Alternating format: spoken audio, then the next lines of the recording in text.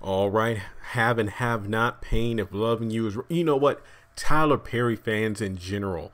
This video is probably 2 months late. I mean, it's not really anything pressing, but it is a interview that Tyler Perry had with, I believe, the Hollywood Reporter. I'm actually going to put a link to the article itself in the description below. Just talking about, I think the first portion was talking about, Trump, but I paid attention to the second part, talking about Tyler Perry's deal with Viacom and the fact that he's actually going to start that deal in 2019, which leads to another video I'll be doing right after this one. I don't know which one I'm going to post first, but I'm recording this one first, but having to do with, is the haves and the have-nots going to end in 2019? But like I said, that's its own video for a different time. This one's just talking about the article itself, and I'm just going to be like, spitting out ideas about possibilities for Tyler Perry once he starts working for Viacom. And, based off the report, I don't think that there was any ill will with Oprah and why he's leaving OWN network. I guess it's just one of those things where, him and Oprah had a deal. It was like, a friend helping out a friend.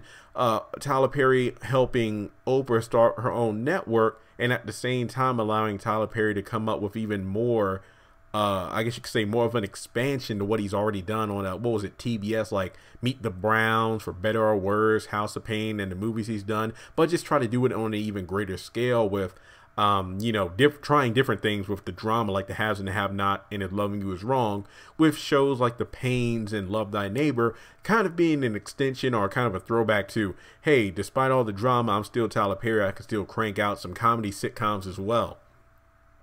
But I guess it was like one of those scenarios where, a big fish in a small pond kind of thing, because when you really think about it, OWN isn't as accessible as a lot of the major networks that's under the umbrella of Viacom, like Nickelodeon, BET, MTV, Comedy Central, just to name a few.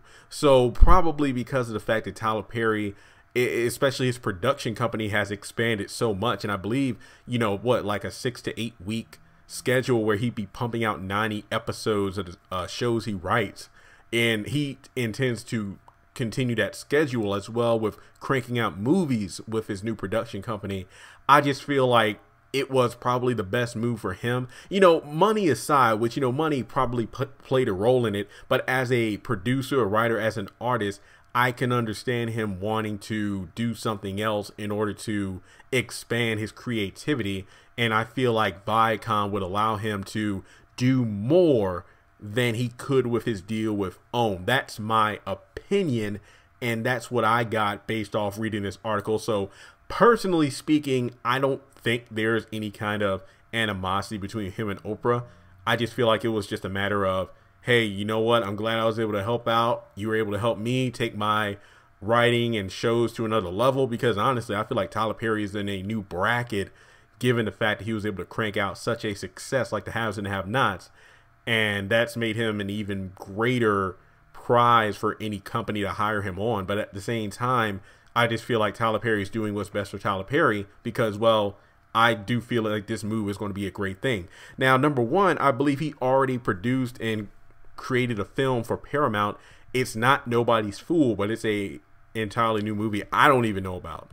I don't even think, obviously, it's not Nobody's Fool. I doubt that it's a Madea family funeral. So I'm very interested to see what that movie would be. And this article was written around June 22nd. So just keep that in mind when I'm going over the details. I do believe that on BET starting in 2019, he has a long form drama series that he'll be producing there. And I'm really excited to see what that's going to be about.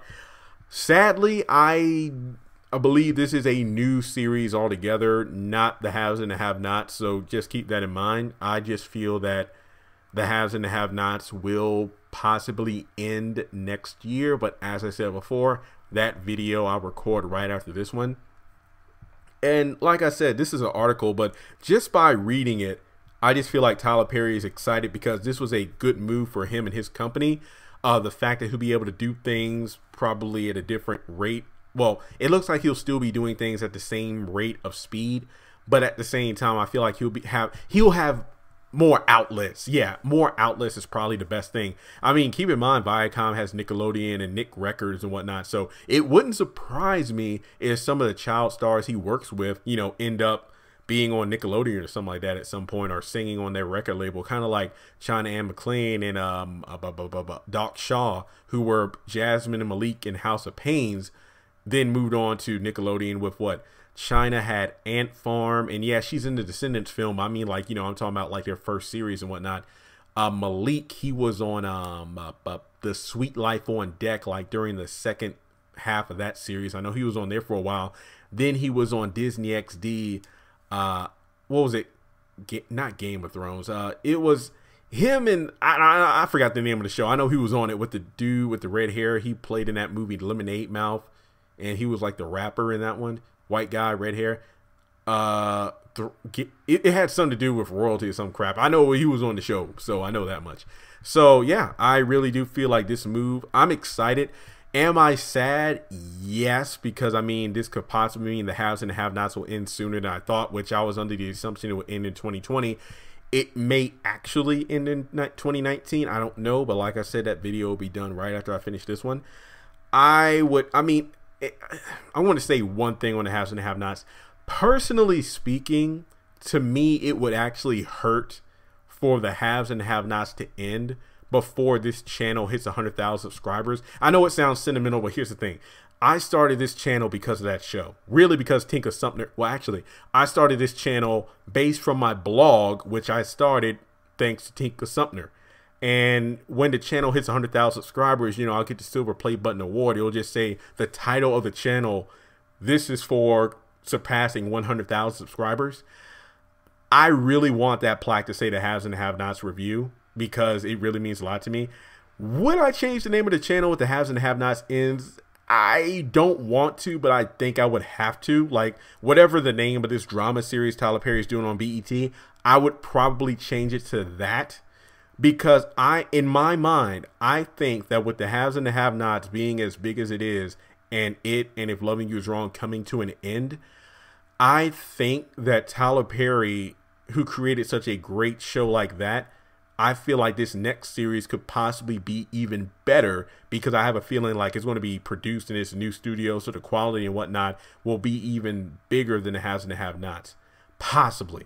So I may have to change the name of the channel to that. But you know what? I'll probably, like, if I do, well, when I want to keep speaking into existence, when I hit 100,000 subscribers, I'll probably tell YouTube, can you have the plaque say the haves and the have-nots review? Because it really means a lot to me. But in any case, what are your thoughts on the Viacom deal? To be honest, I feel like this is going to allow Tyler Perry even more freedom.